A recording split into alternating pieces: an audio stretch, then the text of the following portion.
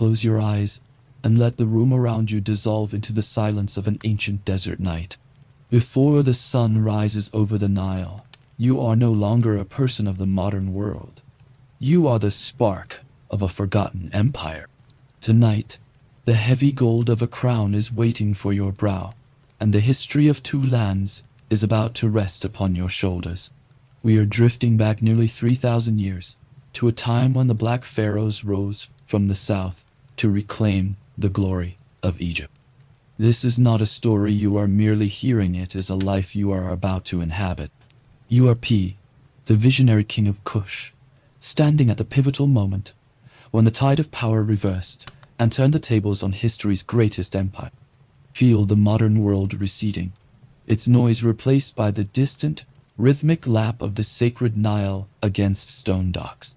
Take a slow, intentional breath in, and as you exhale, feel the weight of your day sinking through the mattress, vanishing into the cool sandstone floor of a palace in Napata. The air here is different. It is dry, fragrant with the scent of sun-warmed stone and distant incense. You are safe within these thick walls, protected by the legacy of ancestors who communed with the gods. Tonight, your identity is a tapestry of gold and linen. The 8th century BCE is not a memory. It is the cool breeze currently brushing against your skin as you prepare to rule. Every muscle in your body is invited to let go, surrendering to the steady, hypnotic pulse of the ancient world. As the darkness grows soft and velvety, the golden light of the Kushite kingdom begins to glow behind your eyelids. The morning sun is about to filter through your palace window, casting long, peaceful shadows across the floor where your journey begins. Your kingdom is waiting. The Nile is calling you home. The morning sun begins its slow, deliberate ascent over the horizon of Kush, sending the very first threads of amber light to filter through the high, narrow windows of your palace in Napata. As you gradually wake, you find yourself cocooned in a silence that feels both ancient and profoundly deep. The light doesn't just enter the room, it dances, swirling slowly across the polished sandstone floor and casting long, peaceful shadows that stretch and shift with the passing minutes. There is no rush here. No noise from the modern world exists to interrupt this sacred stillness. You are safe within these heavy stone walls, held in the quiet, breathing heart of an empire that is only just beginning to stir. Take a long, slow moment to simply exist in this space. Feel the coolness of the air as it brushes against your skin like a soft, invisible veil. Outside, the desert heat is already starting its relentless build, but here, the master architecture of your ancestors provides a perfect sanctuary. The walls are remarkably thick, crafted from massive blocks of sun-baked stone, specifically designed to keep the sweltering intensity of the sun at bay. The windows, positioned high and with mathematical precision, allow a refreshing breeze to circulate through the high ceilings, carrying with it the faint, life-giving scent of the cooling river and damper.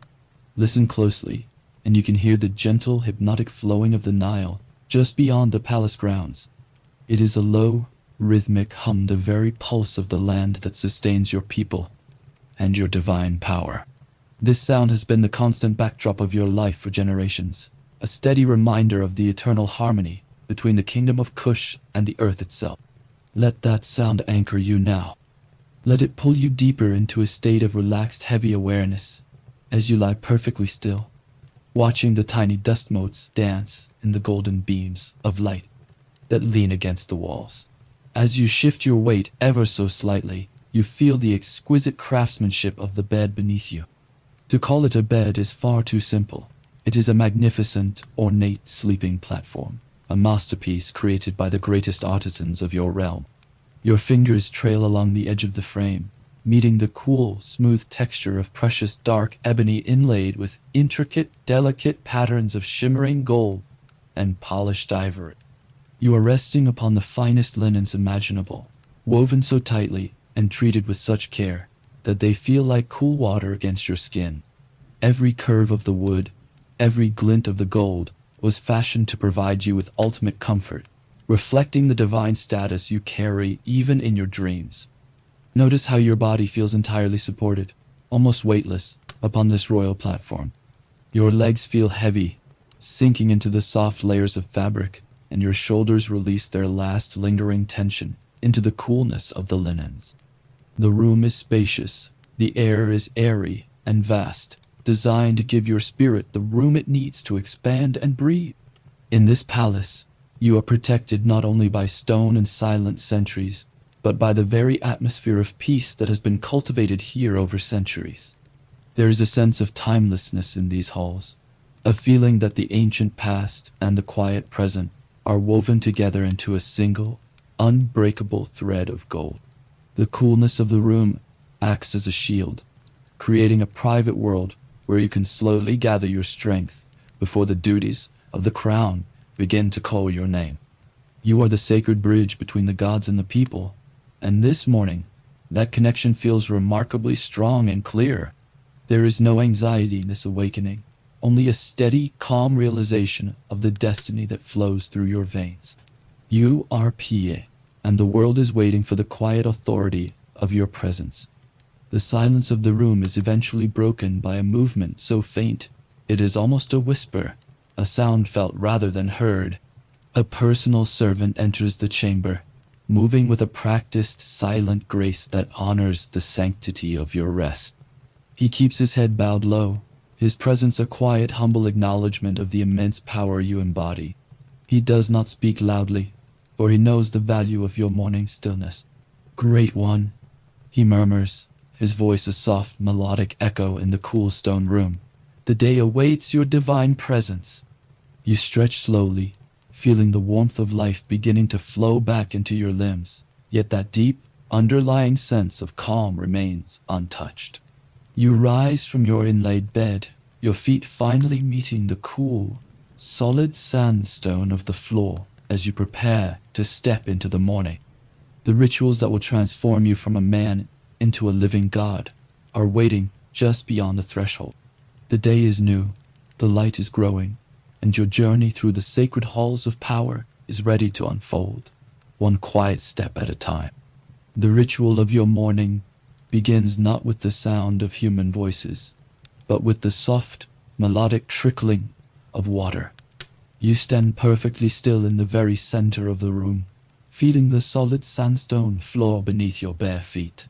As two personal attendants approach with a grace so practiced it seems like a slow-motion dance. They carry between them a massive basin, heavy and solid, crafted from pure shimmering gold that catches the first pale rays of the sun.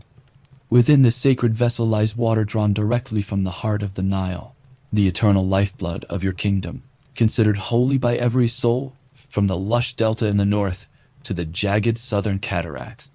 As the first few drops are poured over your outstretched hands, the liquid feels incredibly cool, providing a sharp and refreshing contrast to the dry, dormant air of the desert morning. This is the purification, a physical and spiritual cleansing designed to prepare your mortal frame to house a divine spirit for another long day of rule.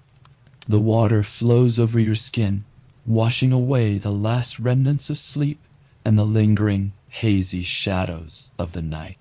As it trickles down your arms, the attendants begin to speak ancient prayers in a low, rhythmic drone to Amun-Ra, the great hidden god who watches over the rising sun and the hidden depths of the soul. You feel the sacredness of the moment settling into your very bones, grounding you in the present. This shared devotion is the invisible thread that binds your people together, linking the silent temples of your capital in Napata to the grand, echoing altars of Karnak far to the north. Every splash of water is a reaffirmation of the cosmic order, a quiet promise that the world remains in balance under your watch. Once the water has completed its cooling work, the atmosphere within the room begins to transform, growing heavier and more fragrant. The attendants set aside the golden basin and bring forth small, delicate vials carved from translucent alabaster and colored glass, each containing the liquid essence of distant, exotic lands. They begin to rub your body with these rare, precious oils and perfumes, their hands moving in slow, circular motions that are both efficient and infinitely gentle. These are not ordinary scents gathered from the local hills. They are the hard-won results of vast, intricate trade networks that stretch across the known world, from the towering cedar forests of Lebanon to the sun-drenched, olive-clad hills of Greece. The texture of the oil is rich and silken, almost like liquid velvet, as it is massaged into your muscles, sinking deep into your skin and leaving behind a faint, healthy glow that speaks of vitality and divine favor. As the warmth of your body meets the oils, the fragrance begins to bloom in the air around you, unfolding in complex layers. You recognize the deep earthy notes of frankincense, the sharp sweetness of myrrh, and the delicate fleeting scent of rare desert blossoms that only open their petals under the light of the moon. It is a scent that commands immediate respect, a fragrance reserved only for the elite, for the chosen representative of the gods on earth. In this quiet, suspended interval, there is a staggering reality hidden within the simple elegance of the act. A single tiny vial of this fragrant oil, no larger than a human thumb, possesses a value so immense that it costs as much as a common farmer in your kingdom might earn an entire year of backbreaking labor under the relentless sun. This oil is not merely a luxury. It is a mark of your separation from the mundane, a liquid barrier between the king and the common world. You breathe in the deep, complex aroma, and you can feel your heart rate slowing down, moving in perfect synchronization with the calm, steady pace of the ritual. The fragrance fills your lungs, expanding your chest and clearing your mind of any lingering doubt, fatigue, or distraction. The stone room is no longer just a structure of rock. It has transformed into a living sanctuary of scent and spirit, where time itself seems to have paused its march.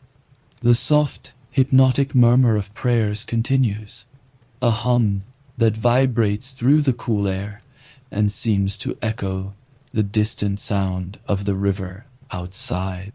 You stand perfectly still, a pillar of calm, allowing the sacred oil to nourish your skin and the thin ribbons of blue incense smoke to drift toward the high ceiling in lazy, curling patterns.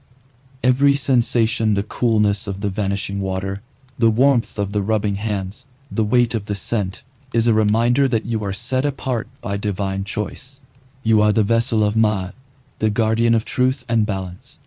The silence of the palace is absolute now, broken only by the occasional soft splash of water or the melodic clink of a glass stopper returning to its vial. As the attendants finish their work, you feel a profound sense of readiness radiating from your core, a quiet strength that has been polished by the ritual. The purification has stilled the internal noise of the mind, leaving behind a focused, regal peace that is as solid as the sandstone walls around you. You are no longer just a man waking in a bedroom. You have become a vessel for the divine, prepared to carry the heavy hopes and the complex prayers of millions. The attendants finally step back, their heads bowed in deep reverence as they observe the radiant result of their sacred labor. Your skin glows under the morning light, shielded by the invisible layers of sacred oils and the spoken blessings of the faithful. You are prepared, both in body and spirit. But a pharaoh cannot face the world in skin alone, no matter how sacred it has become. The world requires the sight of gold, the rustle of fine linen, and the imposing shadow of the crown to recognize its master. As the sun climbs higher, hitting the edge of the golden basin and sending a brilliant spark of light across the room, the attendants reach for the royal garments waiting nearby. Now, cleansed of the common world and scented with the essence of empires, it is time to don the heavy regalia of a king and step fully into the light of history. The scent of the sacred oils has now settled deeply into your skin, creating a delicate, invisible barrier between your mortal frame and the high ethereal calling of the divine. Now, the final and most profound transformation begins as the attendants bring forth the physical symbols of your absolute authority. They approach you with a heavy, rhythmic grace, their hands trembling ever so slightly as they lift the double crown of Upper and Lower Nubia from its soft, velvet-lined pedestal. This is not merely a piece of royal headgear. It is the physical manifestation of your rule over the two lands, a sacred vessel of power that has been passed down through generations of Kushite kings. As they lower it slowly, almost imperceptibly, onto your brow, you feel its surprising and immediate weight. It is a solid, grounding pressure that demands your neck remain perfectly straight and your chin held high. Ground sits firmly, its cold, unyielding metal surfaces pressing against your temples, reminding you with every steady pulse of your heart that you are no longer just a man, but the living pillar upon which an entire civilization rests. The dressing continues in a slow, hypnotic sequence of shimmering gold and the finest fabric. Next comes the royal kilt, crafted from the most exquisite white linen, woven so finely by the master weavers of Kush that it feels like a cool light mist against your thighs. It is secured by a broad, colorful sash that wraps firmly around your waist, its intricate patterns telling the silent, woven story of your royal status and lineage. Over this, the attendants begin to drape the heavy, magnificent regalia of kingship, each piece adding to the physical burden you must carry with effortless, divine grace. They place massive, wide gold collars around your neck, their weight pressing against your collarbones with a constant, reassuring gravity. Thick gold armbands and bracelets are slid onto your forearms, the cool metal clinking softly, a melodic, metallic whisper. With every slight movement you make, your clothing and jewelry alone now weigh an extra 15 pounds, a physical manifestation of the immense responsibility that now defines your every breath. As you stand fully adorned, illuminated by the morning light, you realize that every single element of this attire is a powerful symbol, bearing protective amulets and sacred inscriptions to the gods. But there is a deeper, more subtle weight to this regalia than the mere pull of gravity against your shoulders. You are acutely aware that from this moment forward, every movement you make, no matter how small, will be watched, analyzed, and interpreted by those around you. A rushed step might be seen by your advisors as a sign of inner anxiety. A slightly slouched shoulder could be whispered about as a mark of fatal weakness. Every gesture of your hand and every steady, calm blink of your eyes is now a scripted performance of divine will. To the people waiting outside these thick walls, you are the living embodiment of Ma'at, the cosmic order itself, and any sign of human fatigue or discomfort would be unthinkable. The pressure to appear perfectly infallible and divine is a constant heavy mantle that you must wear as naturally and as comfortably as your own skin. Take a long, slow, purposeful breath, feeling your chest expand against the cool, solid weight of the golden collars. Despite the physical burden of the 15 pounds of regalia and the staggering psychological weight of your destiny, your posture remains remarkably steady, calm, and unshakable. You find a deep, ancient well of strength within yourself, a quiet endurance that has been forged by the spirits of your ancestors and blessed by the oracles of the sacred mountains. Your breath is slow and rhythmic, matching the steady eternal pulse of the palace around you.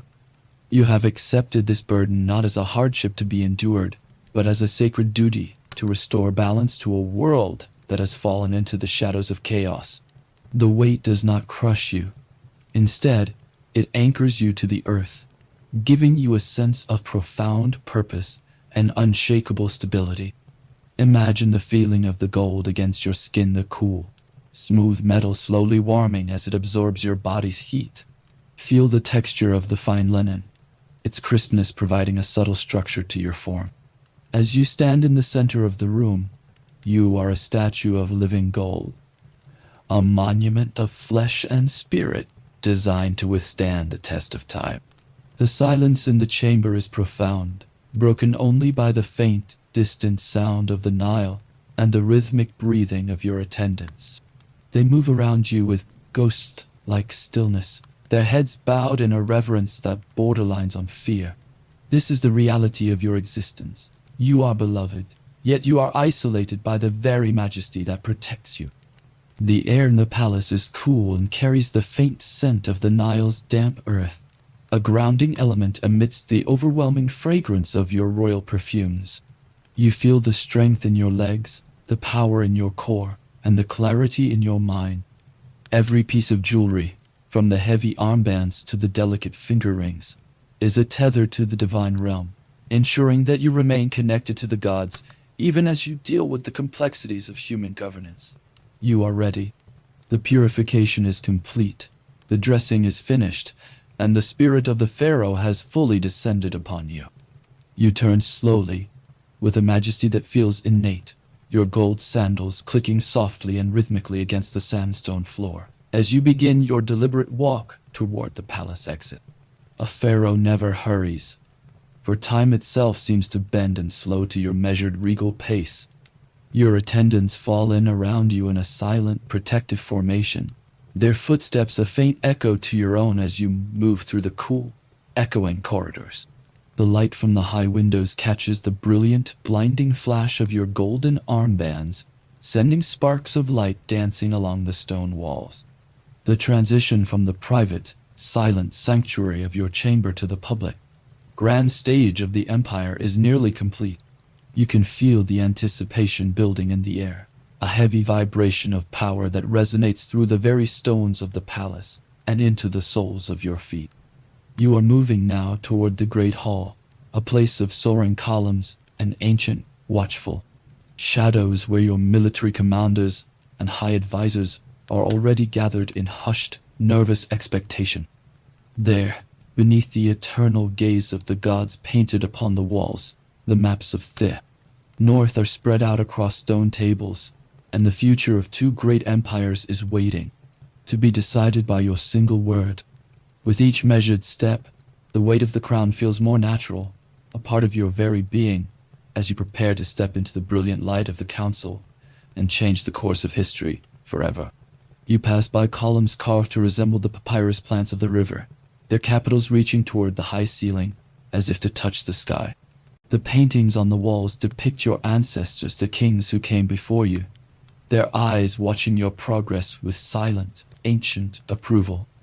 You feel their presence in the shadows, their strength flowing into you, bolstering the weight of the crown you now carry. Every breath you take is a testament to their legacy, every step a continuation of the path they carved through the sands of time.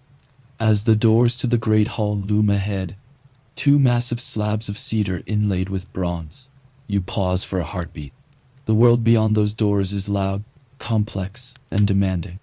But here, in the quiet corridor, you are the master of your own soul.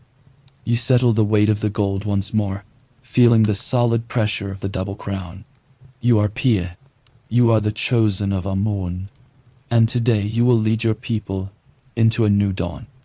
The doors begin to swing open, moving with a deep, sonorous groan that echoes through the hall, announcing your divine arrival to the waiting world.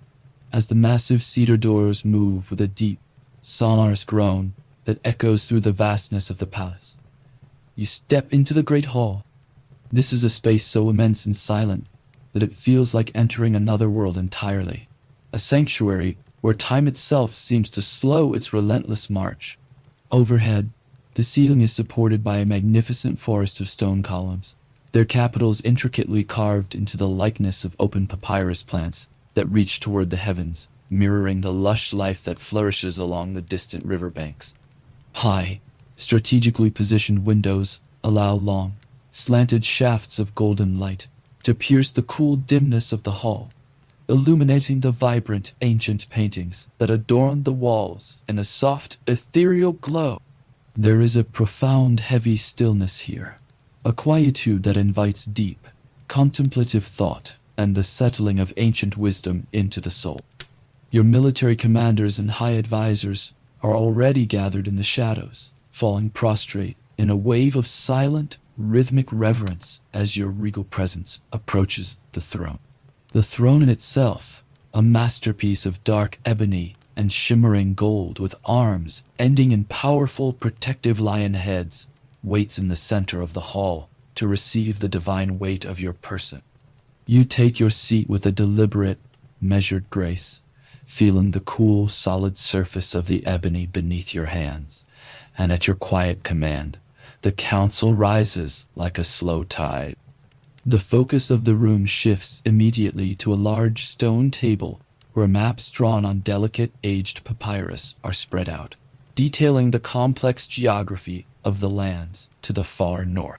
Your trusted general steps forward, his voice low and respectful as he points out the fractured, chaotic state of Egypt. The once mighty nation has entered a time of deep political fragmentation, a third and intermediate period where local princes squabble amongst themselves for small scraps of power and prestige.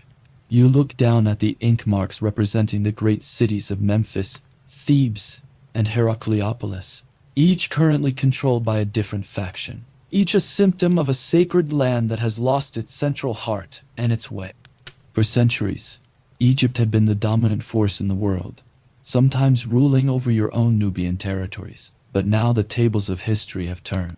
The north has become a mosaic of competing power centers, a land without a rudder, waiting for a strength that only the south can provide. As you study the intricate lines of the maps, the profound strategic focus of your reign becomes as clear as the light in the hall. Your mission is not one of simple destruction, nor is it driven by the hollow pursuit of a foreign conqueror's glory. Instead, you see yourself through the eyes of the gods as a restorer of Ma'at, the ancient, fundamental concept of truth, balance, and cosmic order that has been neglected in the northern chaos. The high priests at the sacred temple of Amun at Karnak are growing increasingly concerned, whispering in the dim sanctuaries that the proper, eternal rituals are being forgotten, and the gods themselves are turning their faces away. They look toward the south, toward the Kingdom of Kush, seeking a ruler who still respects the old ways and holds the ancient traditions sacred in his heart. Your movement into Egypt will not be framed as an invasion, but as a religious duty, a holy campaign to bring harmony and proper worship back to a land that has strayed far from the light of divine principles. The great hall remains profoundly quiet, the only sound the faint, dry rustle of papyrus and the rhythmic, steady breathing of your elite archers who stand like silent stone statues along the perimeter of the walls. You feel a deep, immense clarity that can only come from a settled and sacred purpose. The legendary military might of Kush, including the feared bowmen who can hit small targets at distances that seem impossible to other men, is nearly ready to begin the march. Your generals discuss the logistics of supply lines and the favorable levels of the river, their voices remaining low and melodic in this sanctuary of strategy. Every detail is scrutinized with care, every potential contingency planned with the patience of the desert itself. For a pharaoh does not leave the delicate fate of Ma'at to mere chance. You are the bridge between the stability of the southern heartland and the untapped potential of the north, and the weight of that bridge is held up by the unshakable strength of your conviction. The air in the great hall remains remarkably cool, shielding your body from the mounting, shimmering heat of the midday sun that beats down outside the palace walls. It is a place of ancient protective shadows, where the quiet whispers of the past provide a steady guidance for the monumental decisions of the future. You feel a deep spiritual connection to the oracles of Amun at Jebel Barkal, that distinctive flat-topped mountain that serves as the god's sacred southern home. The oracle has spoken with a voice of thunder and peace, confirming that you are the chosen one, the son of Amun, who will restore the proper worship in the two lands.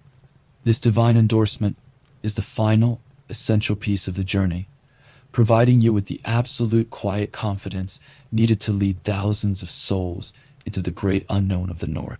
You settle back against the cool ebony of the throne, the gold of your heavy regalia shimmering softly in the high, dusty beams of light.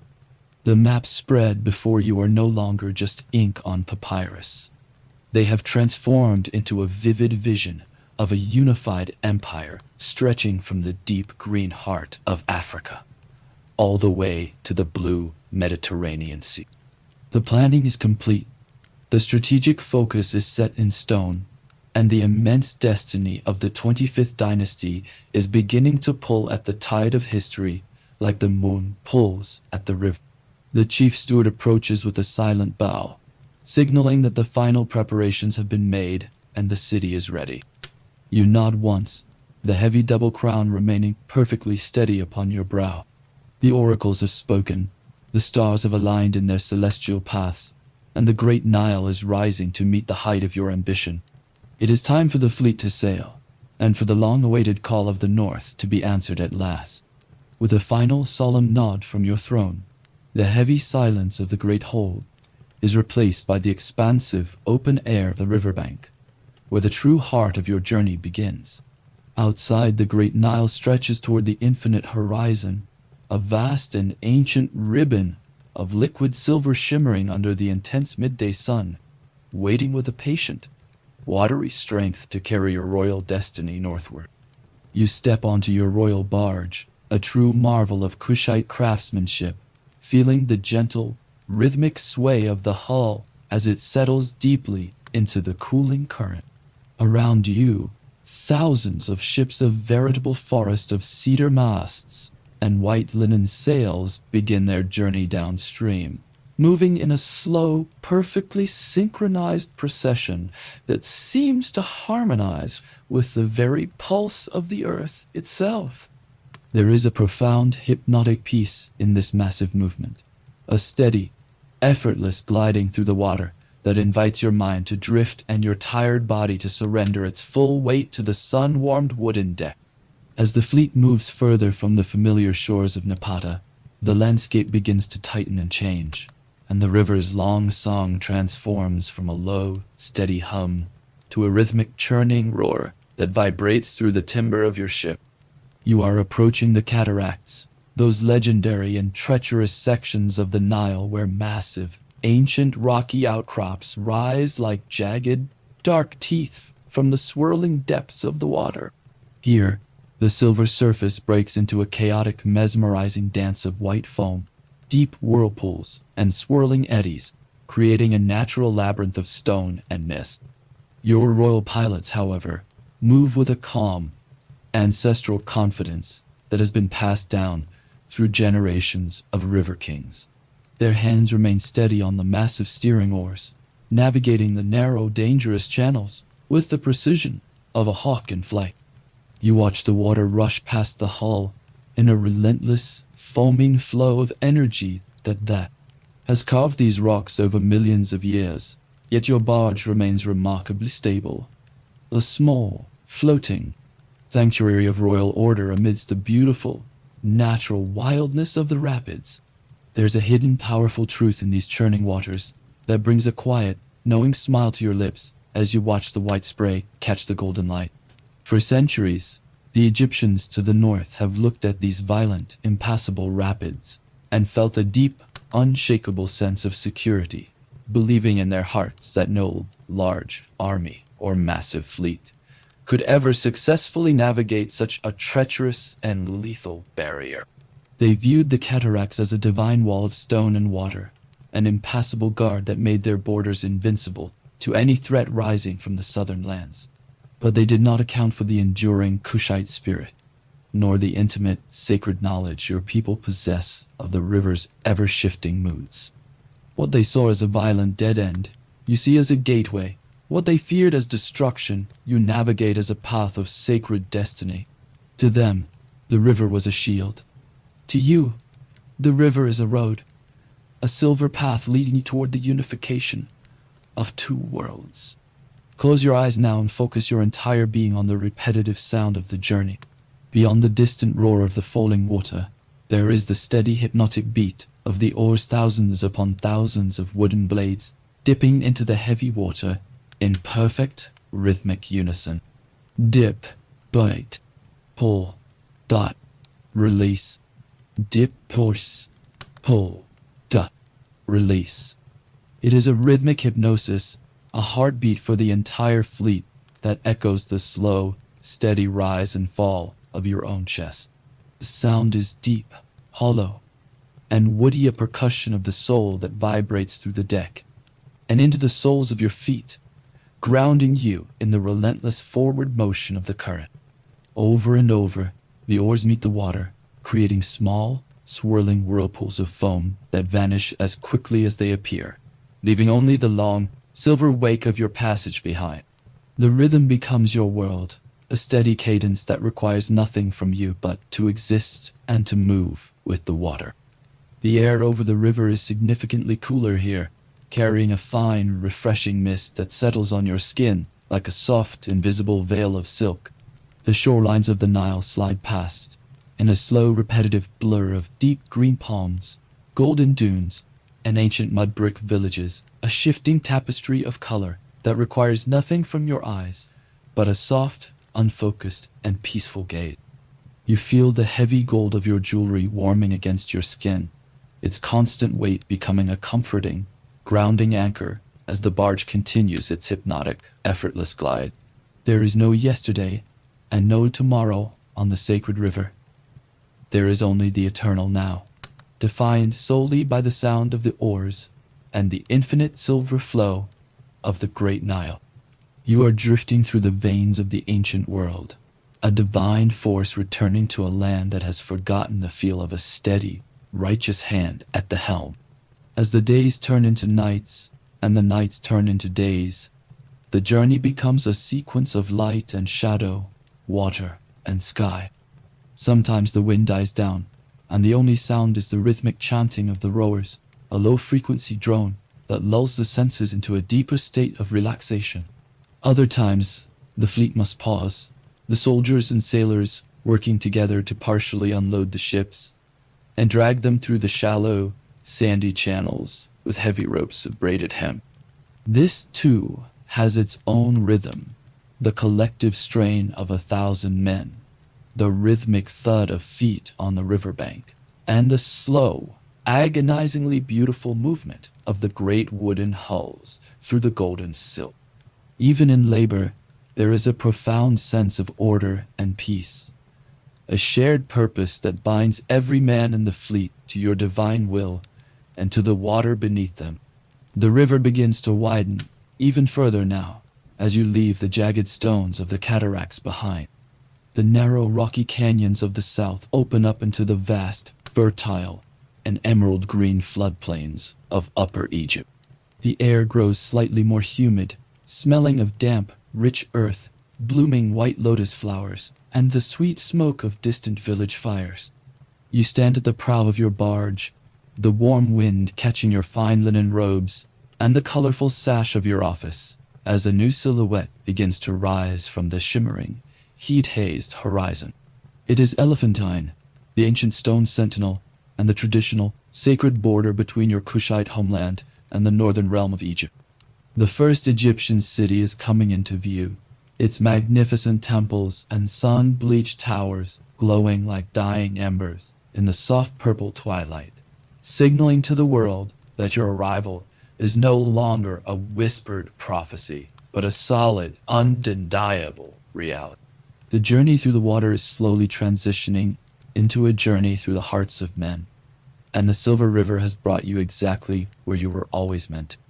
The majestic stone sentinel of Elephantine rises slowly before you, marking the ancient and sacred threshold where the rugged, sun-drenched beauty of your Kushite homeland meets the sprawling emerald fertility of Upper Egypt.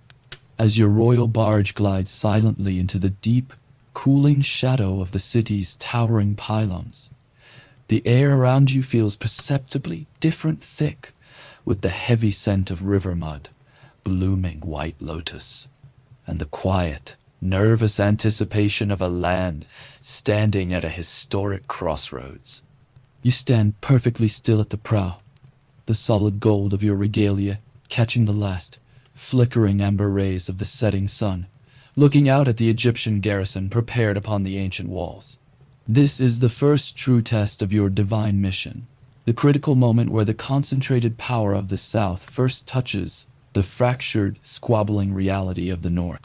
Yet, as you gaze upon these men, you feel no surge of aggression, no dark urge for violence, and no desire to see the silver Nile stained with the shadow of unnecessary conflict.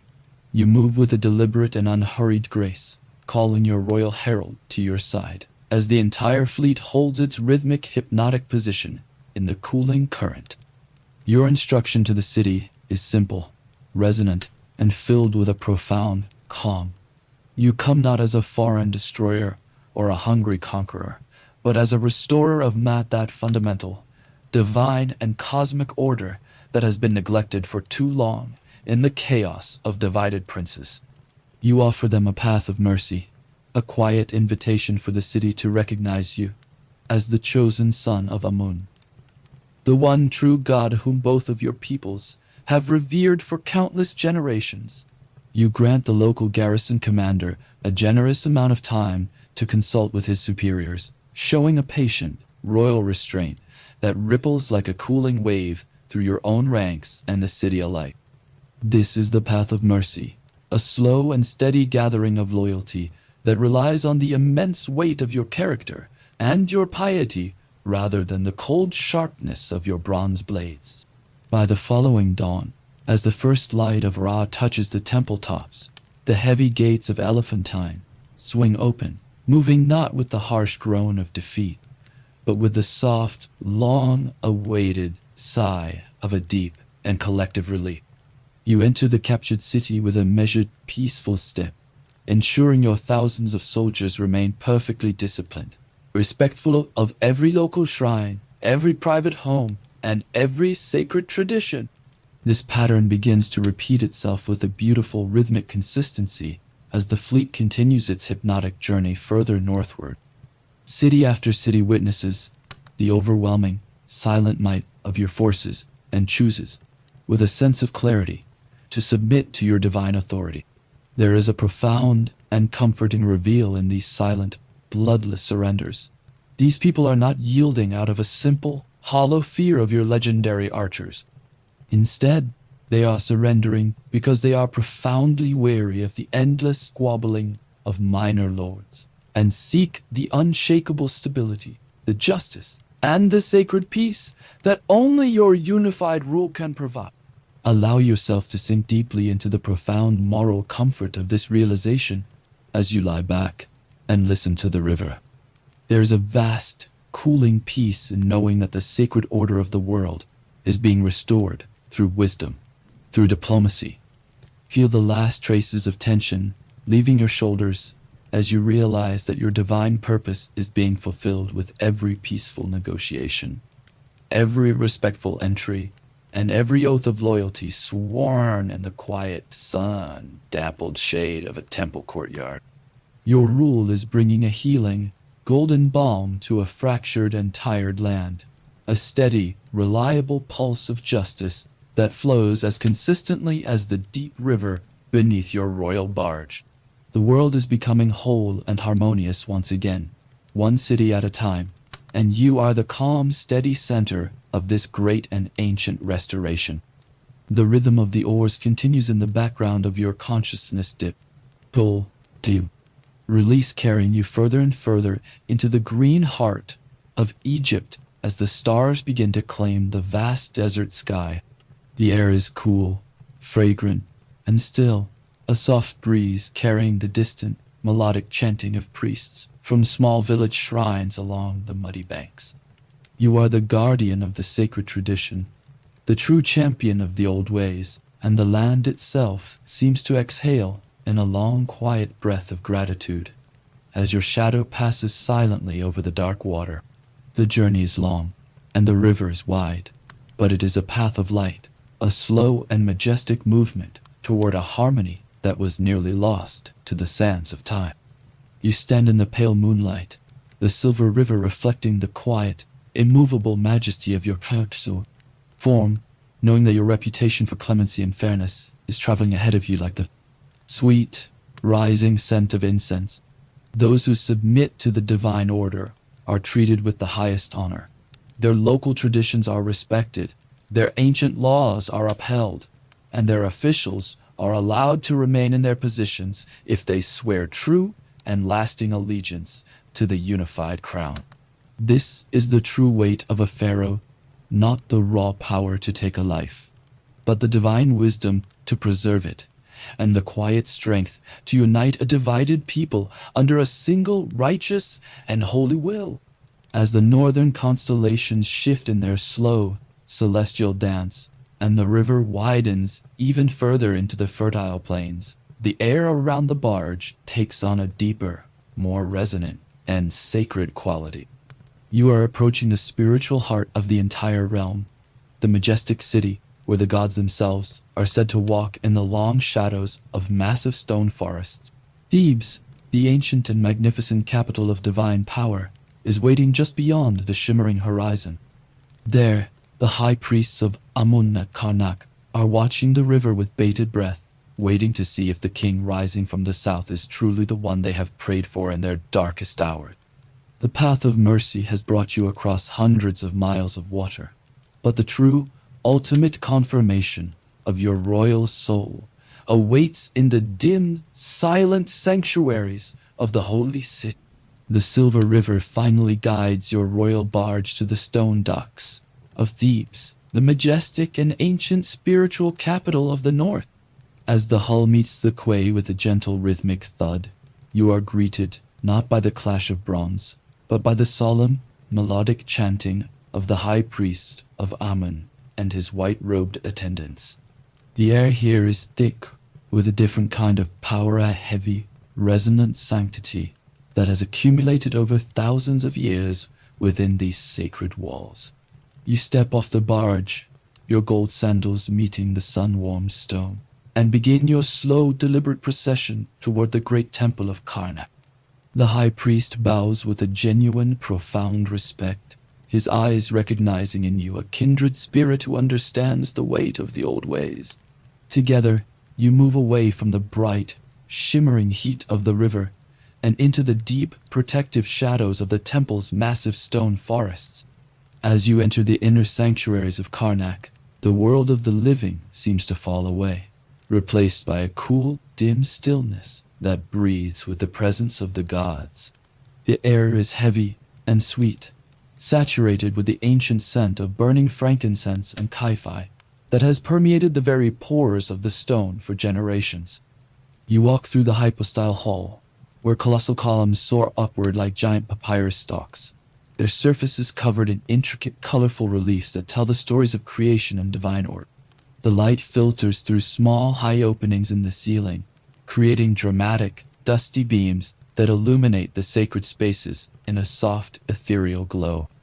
Every footstep you take is swallowed by the profound silence of the stone, a silence that has stood unwavering for millennia, holding the prayers and the hopes of countless souls who came before you. Allow your heart to settle into the deep spiritual awe of this sanctuary. There is a magnificent reveal in the way the priests look upon you. They do not see a foreign invader from the south, but a champion sent by Amun himself to protect the traditions they fear were being lost to the rising tide of northern chaos. They welcome your presence because they see in your devotion a mirror of their own, a shared commitment to the rituals and the balance of Ma'at that sustains the universe. In this cool, dark heart of the temple, you are recognized as the rightful guardian of the flame, the king who values the ancient wisdom more than the gold of conquest. The weight of the world feels lighter here, held up by the massive, immovable strength of the temple's foundations and the eternal favor of the gods. Feel the absolute stillness of these ancient walls, standing as silent witnesses to the passage of centuries. There is a profound, cooling peace in being surrounded by something so much larger and older than a single human life. The temple does not rush. It simply exists, a solid anchor in a shifting world. As you stand before the inner shrine, making your lavish offerings of wine and precious items, you can feel the steady rhythmic pulse of the divine order resonating through the floor and into your being. The noise of the campaign, the strategic maps, and the political squabbles all fade into insignificance compared to this eternal, quiet power.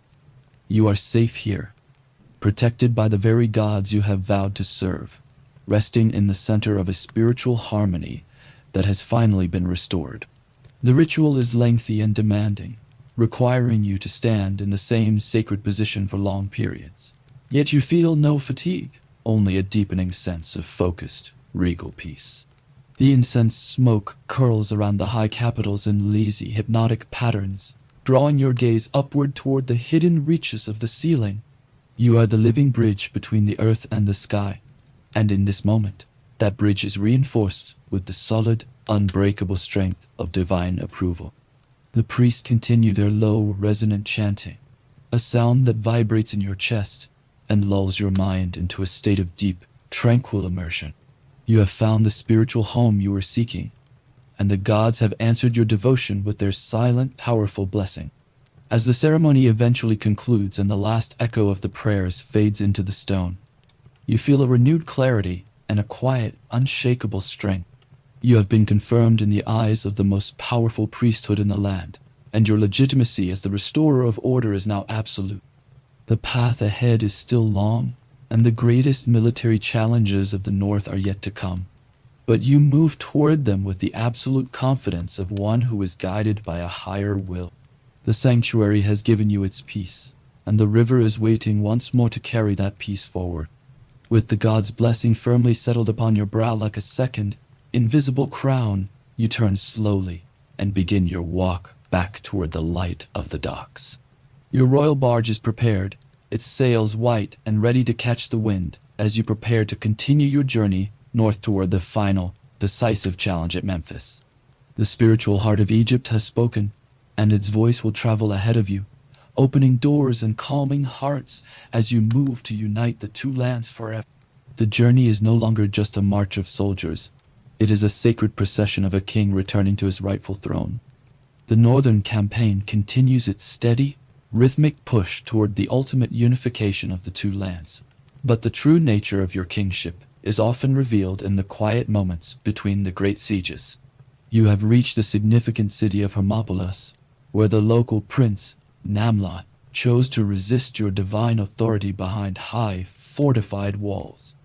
After days of careful strategy and the relentless pressure of your legendary archers, the city has finally yielded, its gates opening to the disciplined ranks of your Kushite forces. You enter the captured city not with the fire of a vengeful conqueror, but with a restrained and watchful eye, ensuring that no common citizen is harmed and no sacred temple is disturbed by the chaos of victory. As you walk through the silent, sun-drenched courtyards of Namlot's palace, the air is heavy with the scent of dry dust and the lingering tension of the conflict. Your footsteps lead you toward the royal stables, a place of shade and stone tucked away from the main halls of power. It is here, amidst the scent of hay and the low, anxious nickering of animals, that your royal composure, usually as solid as the sandstone of Napata, cracks for a rare and profound moment. You find Namlot's collection of horses, noble and spirited creatures that you have always held in the highest regard, in a state of heartbreaking neglect. During the long days of the siege, these innocent animals were given inadequate water and little food, their ribs showing beneath their dusty coats and their eyes clouded with the dullness of suffering. The sight moves you more deeply than the political defiance of the city ever could, touching a core of empathy that defines your personal values as a ruler. You have failed to care for these innocent lives. You demand of the trembling Namlot, your voice echoing with a genuine, resonant anger that startles your advisors. To you, this neglect is a more concerning flaw in a leader's character than the act of military resistance. A king who cannot provide for the most vulnerable under his roof, those who have no voice in the squabbles of men, is a king who has strayed from the light of Ma'at. You immediately order your own royal grooms to tend to the horses, commanding that they be washed, fed, and comforted with the same care usually reserved for the pharaoh's own companions. This unusual and tender detail is not forgotten. You will later command that this incident be carved into your victory stela, a permanent testament to the fact that your justice extends to all living things. Allow yourself to dwell on the profound wisdom of the horses as you feel the steady, calming rhythm of the journey returning to your spirit. There is a deep moral comfort in knowing that your power is rooted in compassion, and that your victory at Hermopolis is defined not by the number of fallen enemies, but by the lives you chose to protect and restore. Feel the tension in your own body softening as you imagine the gentle sound of horses drinking deeply from stone troughs, their coats being brushed clean by the hands of your faithful servants. The world is being put right, not just in the high halls of Memphis, but in the quiet, humble corners of every city you touch. This is the true mark of a divine ruler, a heart that remains soft enough to feel the pain of a horse, even while carrying the heavy crown of two great nations. The rhythmic hypnosis of the oars begins to pull at your consciousness. Again, dip, pull, house, release as the fleet prepares to move further north. The sound is like a heartbeat, steady and unwavering, carrying you across the silver water as the landscape continues its slow emerald transformation. The air is cool and fragrant with the scent of the rising river and the sweet, distant smoke of village fires, where your reputation for mercy is already being discussed in hushed, hopeful tones. You are the restorer of order, the guardian of the innocent, and the king who understands that true power is found in the quietest acts of mercy. The weight of your responsibility feels lighter now, balanced by the knowledge that your path is righteous and your soul is in harmony with the natural world. As the sun begins to dip toward the horizon, painting the Nile in shades of deep copper and violet, you stand at the prow of your barge, watching the water ripple away in a silver wake. The journey is far from over, but the lesson of Hermopolis remains with you, a steady light in the gathering twilight. You are moving toward the administrative heart of the north, toward the thick walls and ancient mysteries of Memphis, where the final coalition of princes awaits your arrival.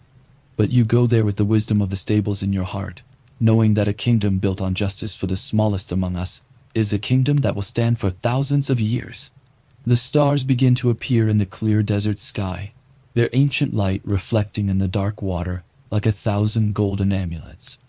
You breathe in the cool night air, feeling a deep and settling sense of peace that resonates through your very being. The oars continue their steady melodic beat, a woody percussion that lulls your mind into a state of tranquil immersion. You are safe, you are just, and you are exactly where the gods have called you to be. But the story of the 25th dynasty is a long, winding river, and a new era of wisdom is waiting to be born. As the silhouette of Memphis looms in the distance, the focus shifts from the warrior king who conquered the land to the scholar king who will preserve its soul. The relentless march of time flows like the deep, silt-heavy waters of the Nile, and the long years of Piye's heroic conquest eventually dissolve into a new, golden era of stability and profound reflection. The heavy dual weight of the double crown now rests upon the brow of your successor, Shabaka, a ruler whose heart is guided not by the sharp edge of the bronze sword, but by the quiet, enduring, and invisible power of the human intellect. As Shabaka, you have made the strategic and soulful choice to establish your primary royal residence in the ancient, dust-mottled administrative heart of Memphis, a city where the very air feels thick with the residue of countless centuries and the soft, persistent whispers of long-dead Satan. Unlike the fierce warriors who came before you, your royal spirit finds its greatest, most lasting sanctuary in the dim, silent libraries and the shadowed temple archives, where the collective sacred wisdom of Egypt's classical past is stored in fragile, honey-colored rolls of aged papyrus. You are the scholar king, the divine guardian of the mind who understands with absolute clarity that while borders may shift with the wind and kings may fall like autumn leaves, the preservation of sacred knowledge is the highest, most holy form of service to the gods. One afternoon, While wandering through the cool, sun-dappled shadows of an ancient temple archive dedicated to the god Ta, your hands find a papyrus scroll so brittle, so worn, and so translucent that it threatens to turn to gray dust at the slightest touch of a finger. It is a text from the very dawn of time, a sacred rhythmic record of how the physical world was first called into being from the watery abyss of the Nun. But it has been tragically neglected, eaten away by the slow passage of thousands of years and the heavy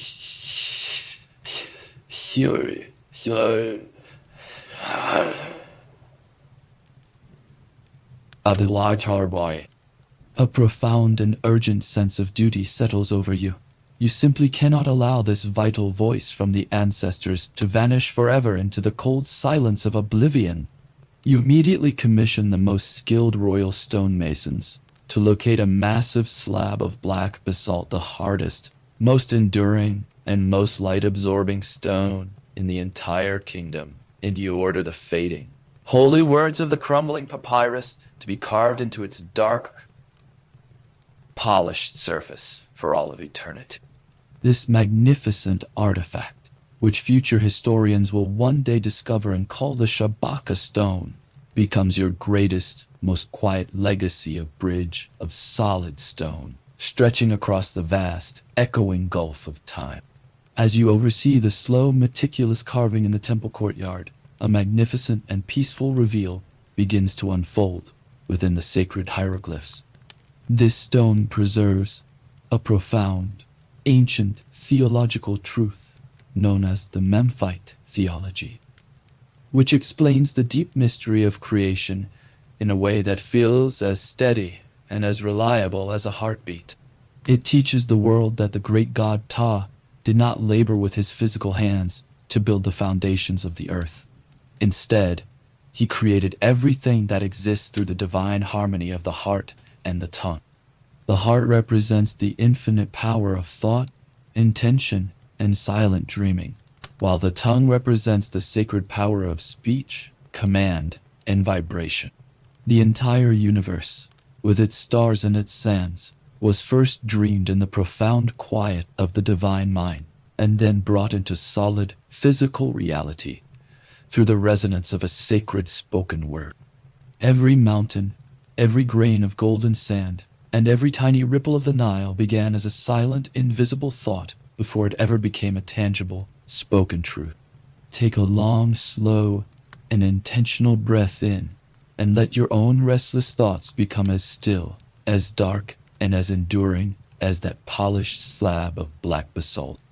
There is an immense cooling intellectual peace to be found in this ancient concept, the idea that the entire world is built not on chaos, but upon a foundation of thought and divine harmony. Feel the unnecessary clutter of your modern mind beginning to settle, sinking slowly like heavy, rich silt to the bottom of a clear, deep, and motionless pool of water. You are safe in the quiet knowledge that your own inner world can be a place of beautiful creation and perfect order, a sanctuary where you can speak your own peace into existence. The rhythmic, distant clink of the mason's bronze chisel against the hard basalt is a hypnotic, repetitive sound, a slow, steady pulse that lulls your senses into a state of deep, tranquil immersion.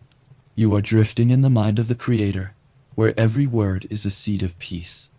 The air within the temple of Ta remains remarkably cool, carrying the faint, grounding scent of fine stone dust and ancient, lingering incense from the morning's offerings. You stand before the finished slab, your fingers tracing the sharp, clean, and elegant lines of the fresh hieroglyphs, feeling the incredible heavy permanence of the work. You have saved a vital piece of the soul of the world, ensuring that even when the golden palaces of your dynasty eventually return to the drifting sands, this sacred wisdom will remain as a testament to the power of the mind. What you cannot possibly know is that thousands of years into the distant future, long after your kingdom has faded and your very language has been forgotten, this very stone will be pulled from the earth and marveled at by scholars from lands you have never heard of. They will use your stone to unlock the deepest, most beautiful secrets of ancient human thought. Your active, quiet, scholarly preservation has made you truly immortal in a way that no bloody military victory or temporary conquest ever could. As the shadows of the temple grow long, and the oil lamps are lit by silent priests, casting a warm, flickering, and amber glow across the dark surface of the black stone, you feel a profound, settling sense of completion. The Scholar King has fulfilled his sacred vow to the ancestors and to the future. The world around you feels stable, governed by the same eternal principles of heart and tongue that you have just carved into the unyielding rock. The Nile continues its silver hypnotic flow outside the temple gates, a liquid, moving reflection of the eternal, divine thought that first created its path. You prepare to leave the sanctuary, the heavy gold of your royal regalia clinking softly and musically in the absolute silence of the temple.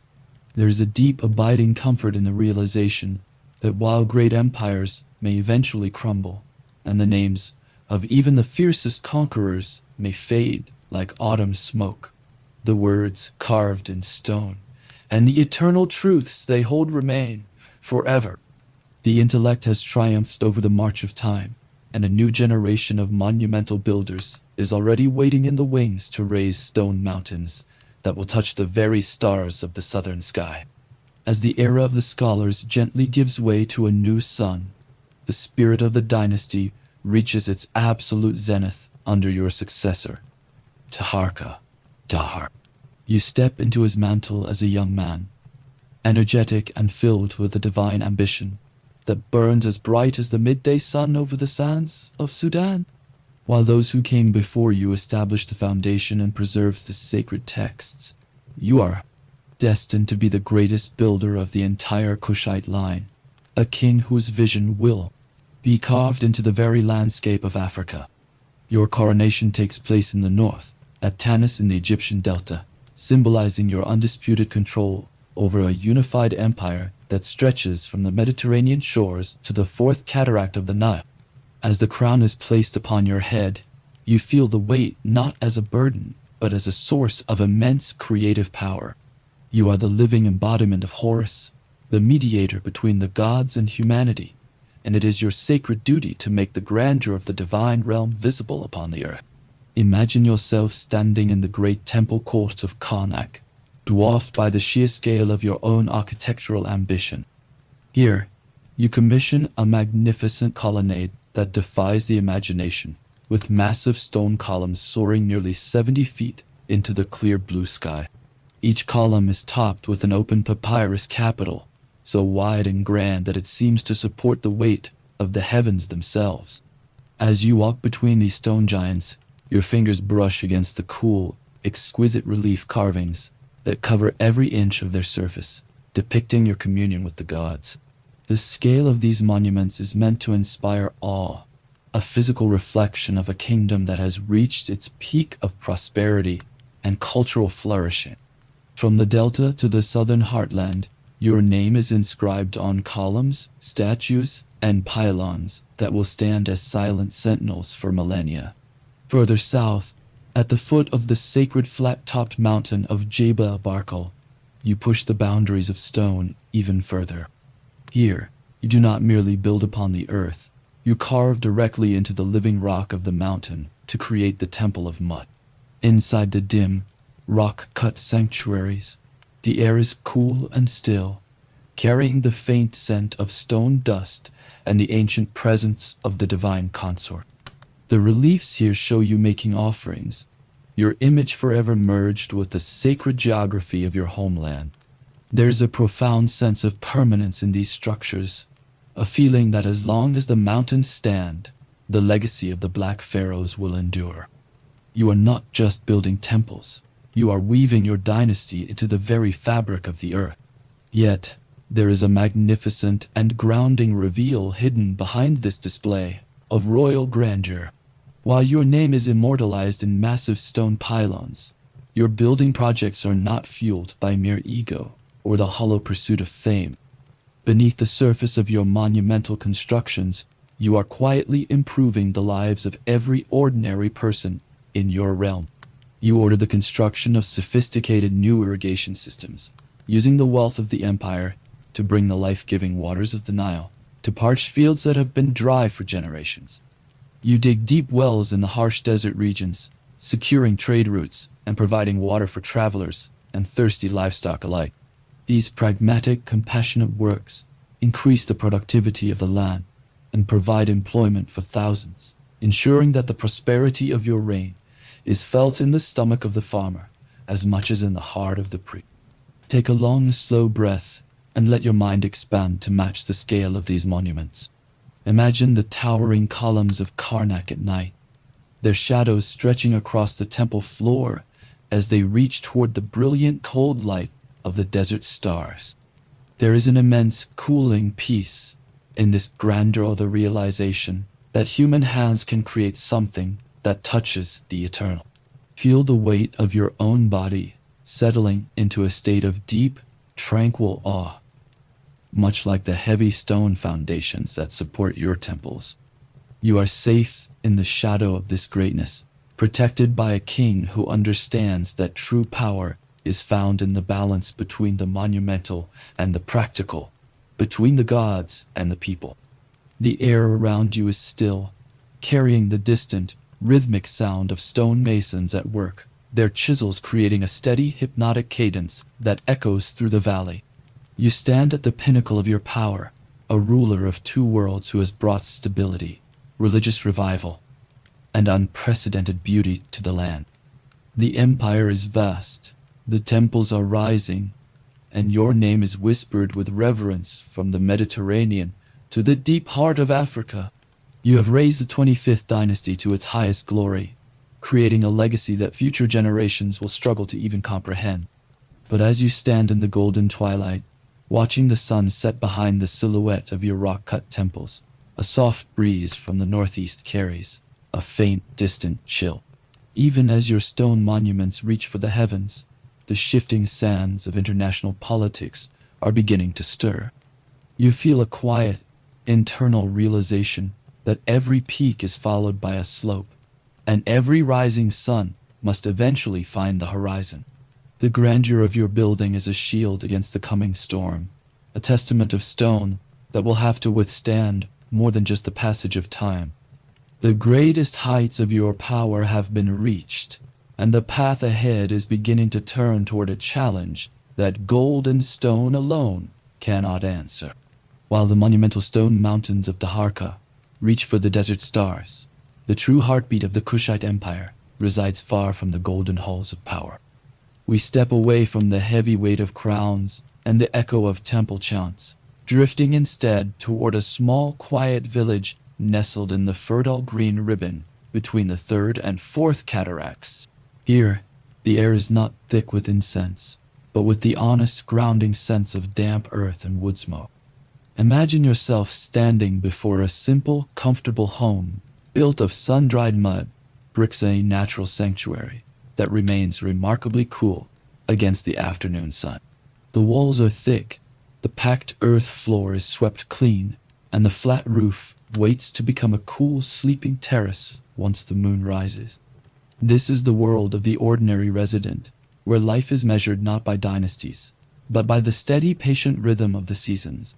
The morning begins with a sound as old as the river itself, the rhythmic, stone-on-stone song of a woman grinding grain. Close your eyes and listen to the steady shush-shush of the grinding pallet as sorghum and millet are transformed into fine flour. This is the daily bread of Nubia, flatter and denser than the Egyptian loaves, cooked on a warm clay griddle over an open fire.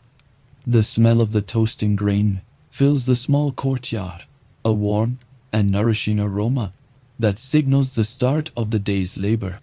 Nearby, children are sent to the Nile to collect water, their small ceramic jars balanced with practiced ease, while the goats and chickens stir in their pens, waiting for the morning's care. For the farmer, the day is a slow, methodical dance with the river. When the inundation recedes, leaving behind a gift of rich black silt, the planting begins, You can see the men working the shadoof, a simple wooden device that lifts the river's bounty to parched fields higher up the bank. They grow hardy millet, barley for the village beer, and crisp onions and cucumbers in small shaded plots. There is no frantic rush in this labor. It is a collective effort, with neighbors helping one another during the critical times of sowing and harvest. Every movement is deliberate, every seed planted with the silent hope that the Nile will remain a generous provider. In this ancient world, there's a magnificent reveal in the absolute simplicity of time. Without the intrusion of artificial light, life follows the perfect, natural cycle of the sun and the rising river. Your internal clock aligns with the shifting shadows on the mud brick walls. Work begins as the light breaks, pauses during the merciless heat of midday, and resumes only when the air grows soft and golden in the late afternoon. There is a profound intellectual and physical peace in surrendering to this celestial schedule. You are not fighting against time, you are flowing with it, a small but vital part of a cosmic order that has existed for thousands of years. As the sun begins to dip toward the horizon, the village marketplace comes alive in the cooling twilight. People gather to barter excess produce for handcrafted pottery or leather goods, their voices a melodic hum of community news and shared laughter.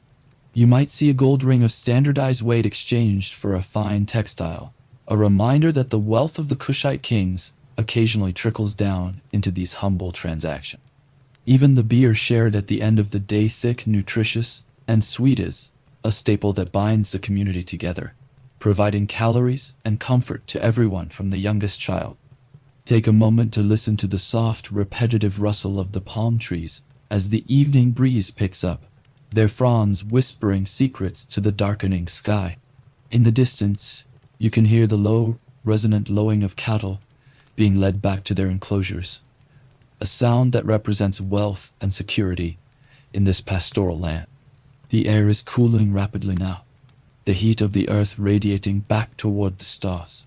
You feel a deep, heavy sense of grounding, a realization that while kings may build in stone to reach the gods, the true strength of the empire is found here, in the mud and the grain, and the quiet loyalty of the family unit.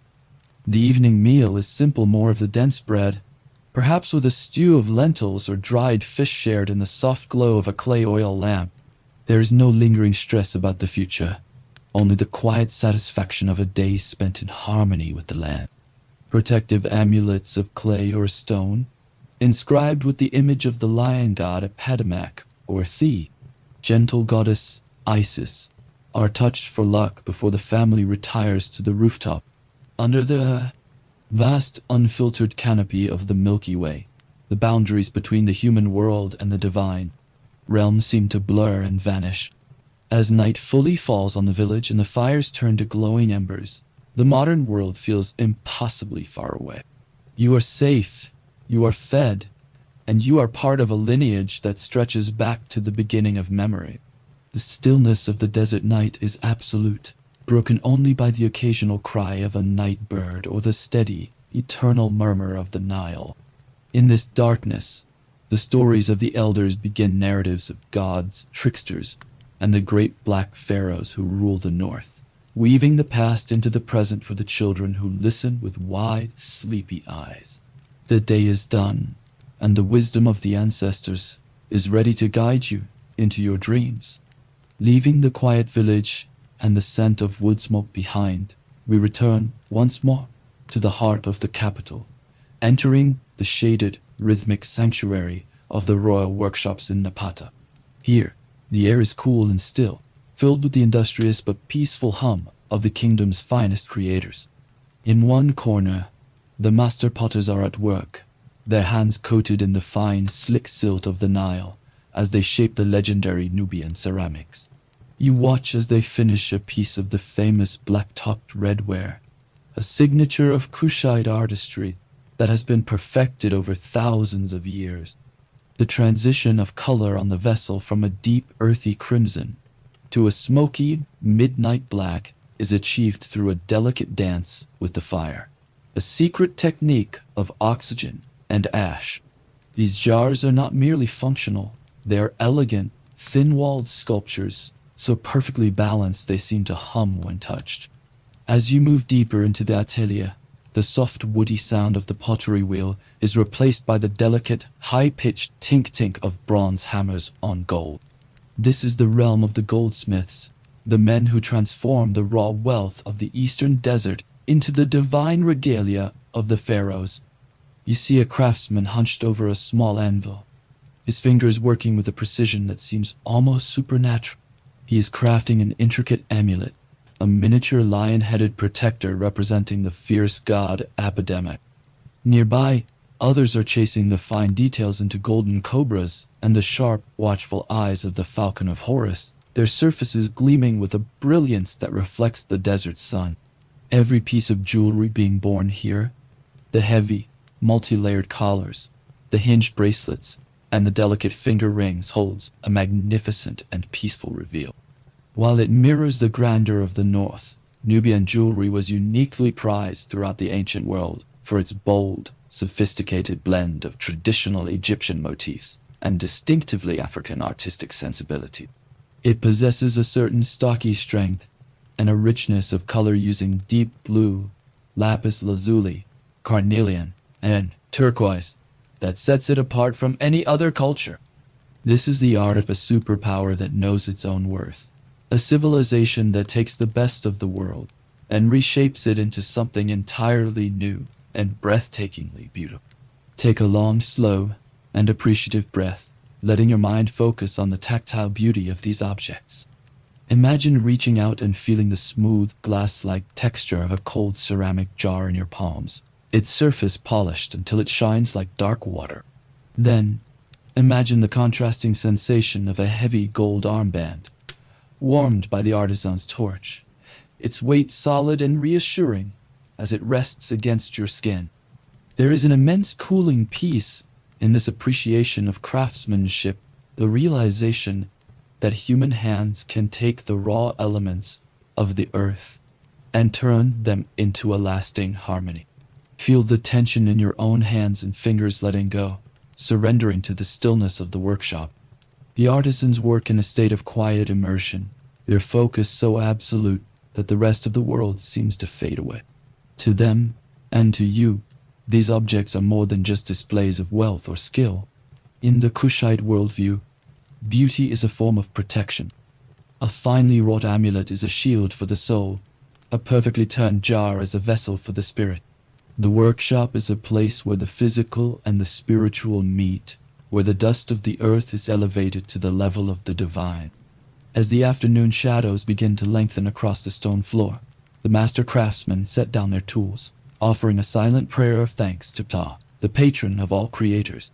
The finished pieces are laid out on soft linen cloths, their gold and gemstones glowing in the fading light like fallen stars. You feel a deep, heavy sense of satisfaction, a grounding realization that this beauty will endure long after the hands that made it have returned to the soil. You are safe in a world that values the permanent over the fleeting, the beautiful over the chaotic. Every bead, every engraving, and every curve of the clay was more than just art. It was a silent, whispered prayer for protection and a physical link to the divine realm. As the workshops grow quiet and the fires are banked for the night, the spiritual power of these objects begins to radiate through the palace. But the cycle of life and death is the greatest mystery of all, and as the kings of Kush prepare for their final journey, they look toward the horizon where stone and spirit become one. The beauty of the living world is merely a prelude to the eternal architecture of the afterlife. The long golden afternoon of the 25th dynasty eventually begins to wane as the shifting shadows of international politics grow long, cold, and heavy from the distant northeast.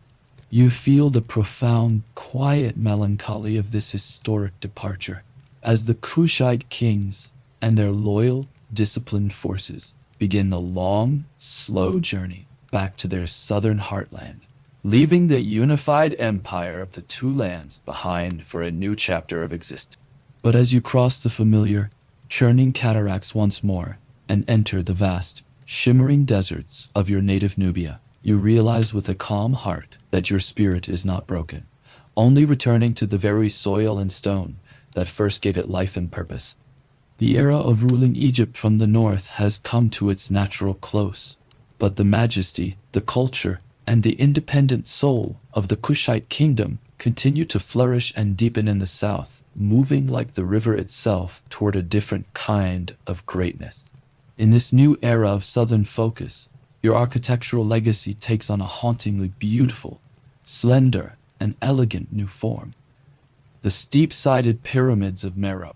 Unlike the massive, overwhelming monuments of the north, these pyramids are sharp, graceful, and deeply personal, rising from the glowing orange sands like stone prayers reaching upward to touch the silent velvet heavens. Imagine yourself standing at the base of these silent, eternal sentinels as the sun dips below the desert horizon, painting the weathered sandstone in shifting shades of deep violet, bruised gold, and soft indigo. Here, the kings and queens of Kush, the legendary Candaces and their royal consorts, are laid to rest with full royal honors, their remains surrounded by the gold, the fine pottery, and the sacred amulets of their ancestors. There is a profound, cooling sense of acceptance in this vast landscape, a realization that all great things must eventually contract, returning to their quiet essence to find a more permanent, spiritual form of existence. Within this quiet, rhythmic transition of time, there is a magnificent and slightly lonely reveal that history has kept secret. These very pyramids, once the vibrant center of a sophisticated and thriving African civilization, were almost entirely forgotten by the outside world for nearly 2,000 years.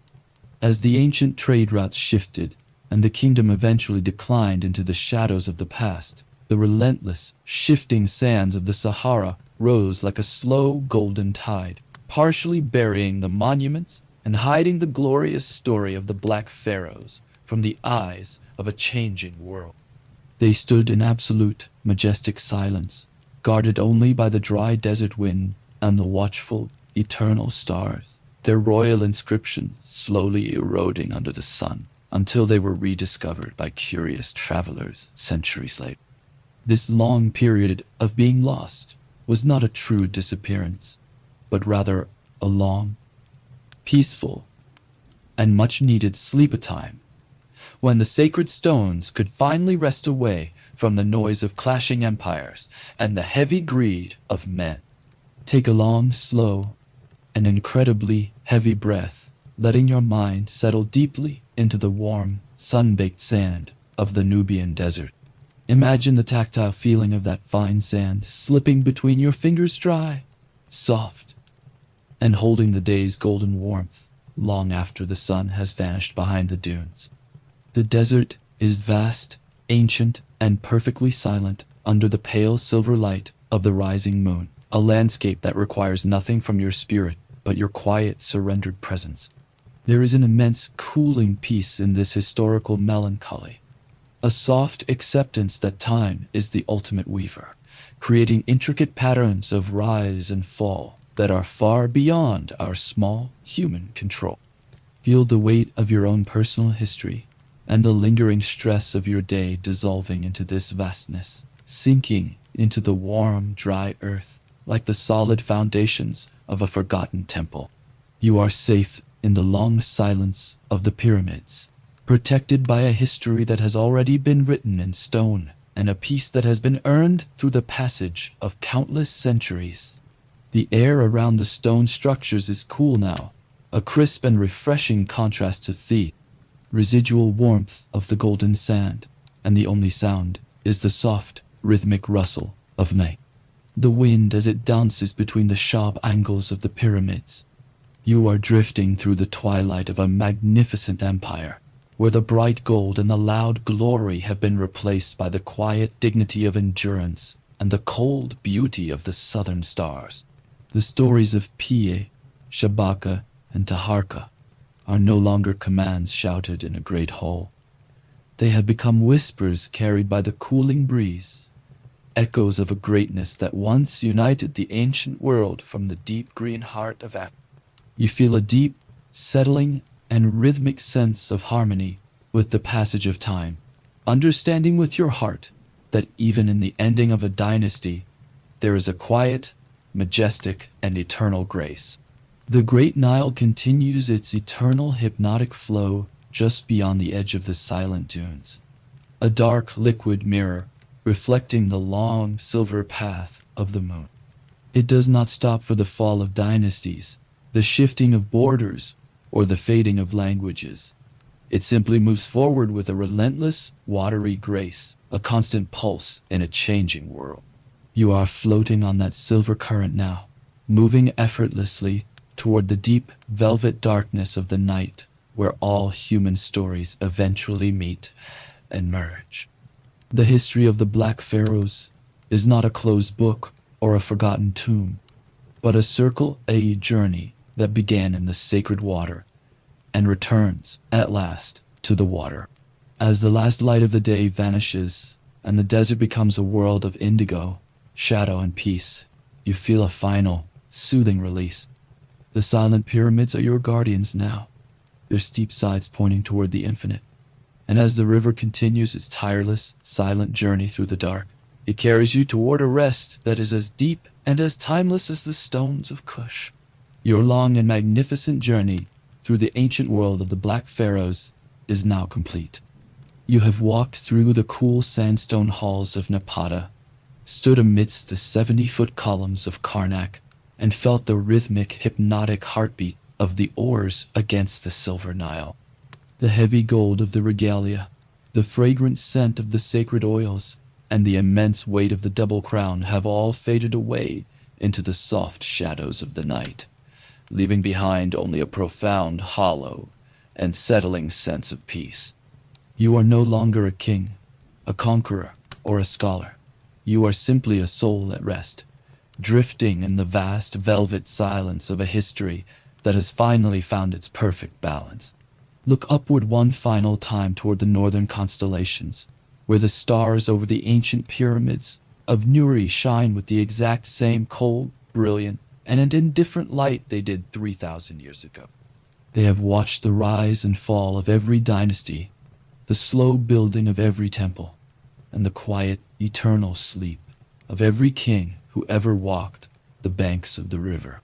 Their permanence is a magnificent comfort, a reminder that the world remains in a state of eternal Ma'at truth and balance, even when we are not there to witness its slow, celestial movement.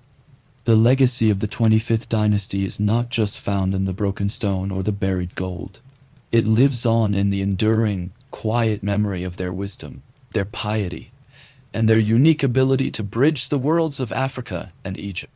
Let your breath slow down now, finding the same deep, effortless, and rhythmic cadence as the great Nile as it flows silently through the darkness toward the sea. Inhale and exhale, deep, and slow. With each rhythmic breath, you are sinking further into the soft, cool linens of your own time, safe and protected in the private sanctuary of your room.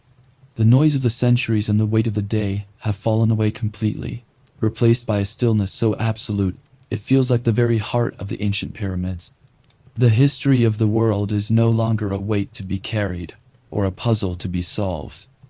It is a safe, beautiful, and eternal dream that is yours to keep. You are a part of the great tapestry now, a thin thread of gold woven into the dark indigo of the night. The pharaohs are at rest in their stone chambers. The river is calm in its ancient bed, and the eternal stars are watching over you with a light that never fades. Sleep now. The history of the world is safe in your dreams.